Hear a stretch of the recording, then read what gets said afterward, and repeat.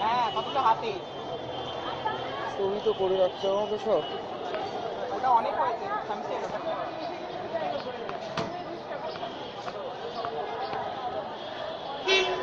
আমার তোমার পরীক্ষা হয়েছিল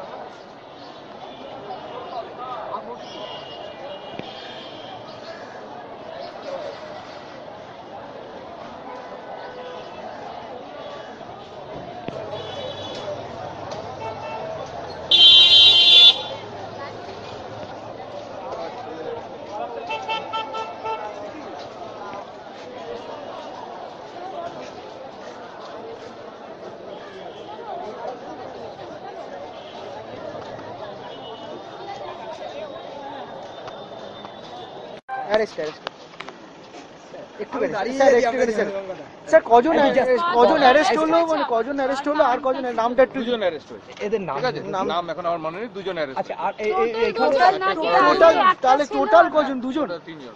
টোটাল তিনজন হলো। আচ্ছা, নিরাপত্তার যে কথাটা বলছে কতটা বাড়ানো হবে? মানে এরা জুনিয়র ডাক্তাররা বলছে ওদের নিরাপত্তার অভাব আছে, কতটা আমরা ইনক্রিজ করেছি। কিন্তু এরা অভিযোগ করছে জুনিয়র ডাক্তাররা যে এর আগের দিনের মিটিং এর পর যতটা তারা মানে চেয়েছিল তার কিছুই তারা পাচ্ছেন না এখনো পর্যন্ত নিরাপত্তার দিকটা। কর্মবিরতি তুলে জুনিয়র ডাক্তাররা কাজে যোগ দিয়েছিলেন।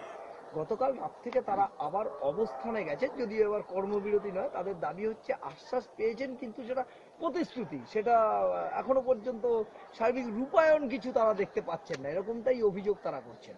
প্রথম কথা হচ্ছে 10 তারিখ রাত্রিবেলা যে ঘটনাটা ঘটেছে সেই ঘটনাটা কাঙ্ক্ষিত ঘটনা নয়।